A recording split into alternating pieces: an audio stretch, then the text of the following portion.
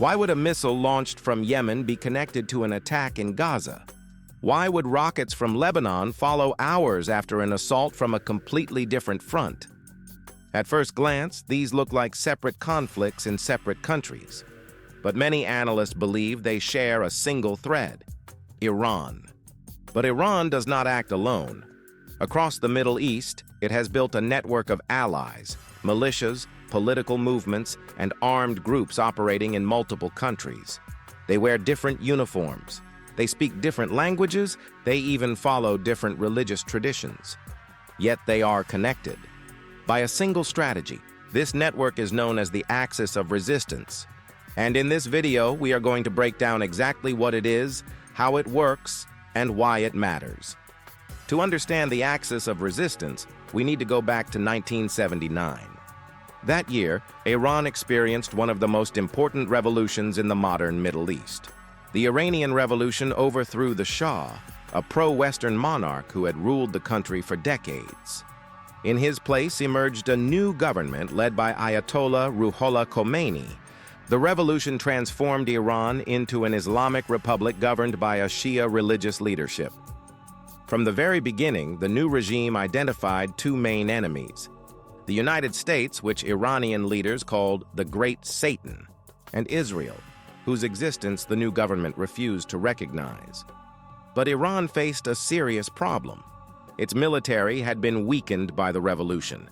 It was isolated internationally, and it was surrounded by rival powers.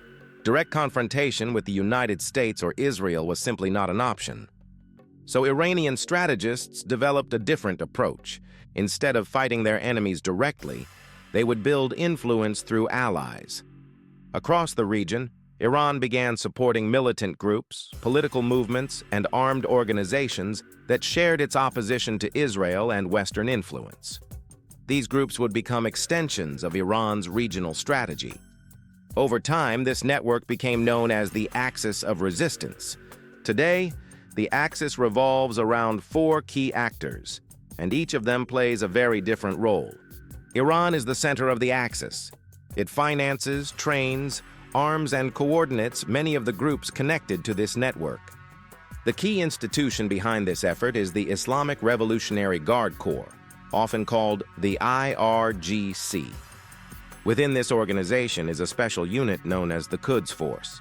Its mission is to operate outside Iran's borders, building alliances, supplying weapons, and coordinating proxy groups across the Middle East. This allows Iran to project power far beyond its own territory. Iran does not always need to send Iranian soldiers. Instead, others fight on its behalf. That is the central logic of the Axis. Hezbollah is a powerful political and military organization based in Lebanon. It was created in 1982 during Israel's invasion of Lebanon, with direct support from Iran. Over time, Hezbollah evolved into far more than a militia. It holds seats in the Lebanese parliament. It runs hospitals, schools, and television networks. And it maintains one of the largest arsenals of rockets and missiles held by any non-state group in the world. Experts estimate that Hezbollah possesses more than 150,000 rockets aimed at Israel. For Iran, Hezbollah is its most powerful and reliable regional ally. Hamas is a Palestinian Islamist organization that governs the Gaza Strip. Unlike Iran and Hezbollah, Hamas is Sunni rather than Shia. But geopolitics often creates unlikely alliances. Hamas and Iran share a common objective: resisting Israel and limiting American influence in the region. Over the years, Iran has provided Hamas with financial support, military training, and missile technology. In return, Hamas operates as a pressure point against Israel from Gaza. On October 7, 2023, Hamas launched the deadliest attack on Israeli territory since the country's founding. More than 1,200 people were killed, and hundreds were taken hostage. The scale and coordination of that attack placed the Iran-Hamas relationship at the center of global attention.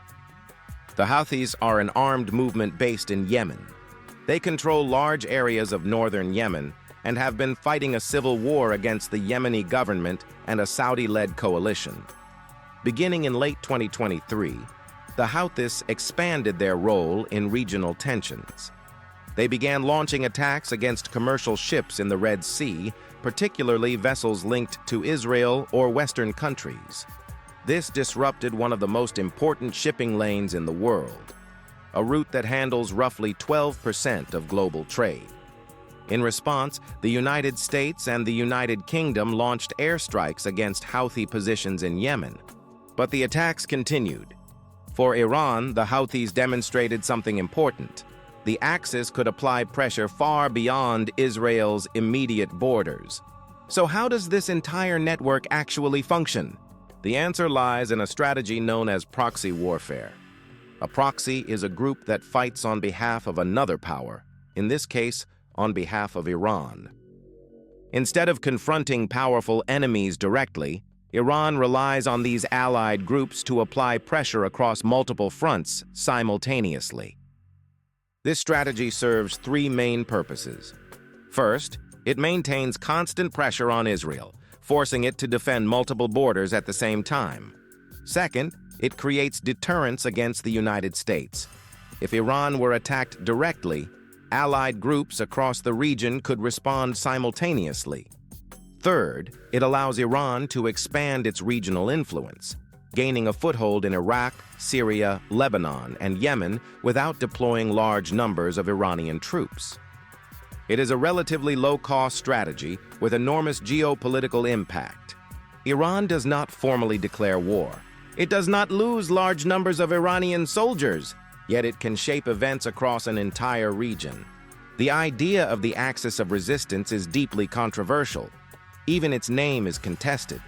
The word resistance implies that these groups are defending against aggression. From Iran's perspective, the aggressors are Israel and the United States. But critics see the network very differently. Many governments classify groups like Hezbollah and Hamas as terrorist organizations. They argue that the Axis destabilizes countries, fuels civil wars, and deliberately operates within civilian populations. Lebanon has faced repeated crises tied to Hezbollah's armed presence. Yemen has suffered one of the worst humanitarian disasters in the world. And Gaza has endured devastating cycles of war. This raises a difficult question. Is the axis of resistance a legitimate force challenging powerful states? Or is it a geopolitical tool used by Iran to expand its regional power at enormous cost to the populations where these groups operate? There is no simple answer.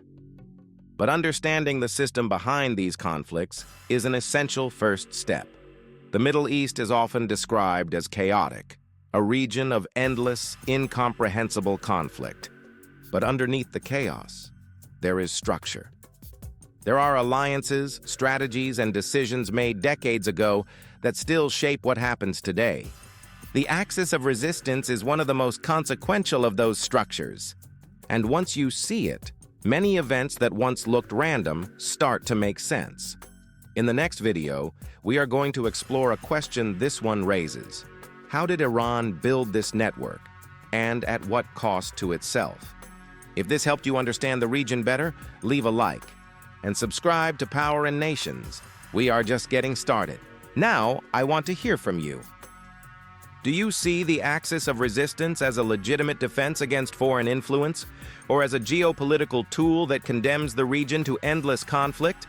Let me know in the comments. I'll be reading them.